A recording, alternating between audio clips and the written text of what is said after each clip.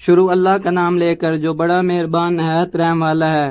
کچھ سارا کمال اسی میں نہیں آ گیا کہ تم اپنا منہ مشرق کو کر لو یا مغرب کو، لیکن اصلی کمال تو یہ ہے کہ کوئی شخص اللہ تعالیٰ پر یقین رکھے اور قیامت کے دن پر اور فرشتوں پر اور سب کتب سماویہ پر اور پیغمبروں پر، اور مال دیتا ہو اللہ کی محبت میں رشتہ داروں کو اور یتیموں کو اور محتاجوں کو اور بے خرچ مسافروں کو اور سوال کرنے والوں کو اور گردن چھڑانے میں اور نماز کی پابندی رکھتا ہو اور زکوٰۃ بھی ادا کرتا ہو۔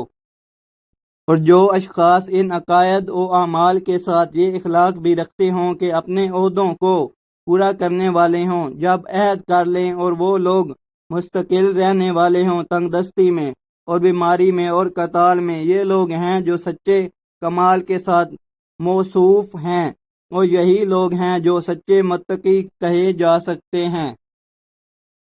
اے ایمان والوں، تم پر قانون قصاص فرض کیا جاتا ہے مقتولین با قتل عمد کے بارے میں، آزاد آدمی کے عوض میں، اور غلام کے عوض میں، اور عورت کے عوض میں، ہاں جس کو اس کے فریق کی طرف سے کچھ معافی ہو جاوے، مگر پوری معافی نہ ہو تو مدعی کے ذمے معقول طور پر خون بہا کا مطالبہ کرنا، اور قاتل کے ذمے خوبی کے ساتھ اس کے پاس پہنچا دینا۔ یہ قانون دیت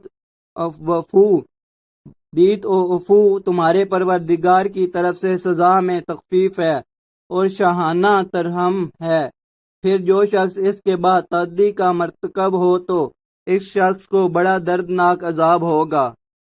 اور فہیم لوگوں، اس قانون قصاص میں تمہاری جانوں کا بڑا بچاؤ ہے۔ ہم امید کرتے ہیں کہ تم لوگ ایسے قانون امن کی خلاف ورزی کرنے سے پرہیز رکھو گے۔ تم پر فرض کیا جاتا ہے کہ جب کسی کو موت نزدیک معلوم ہونے لگے، بشرط یہ کہ کچھ مال بھی ترکہ میں چھوڑا ہو، تو والدین اور اقارب کے لیے معقول طور پر کہ مجموعہ ایک ثلث سے زیادہ نہ ہو، کچھ بتلا جاوے۔ اس کا نام وصیت ہے۔ جن کو اللہ کا خوف ہے ان کے ذمہ یہ ضروری ہے۔ پھر جو شخص اس وصیت کے سن لینے کے بعد اس کو تبدیل کرے گا تو اس کا گناہ ان ہی لوگوں کو ہوگا جو اس کو تبدیل کریں گے۔ اللہ تعالیٰ تو یقیناً سنتے جانتے ہیں۔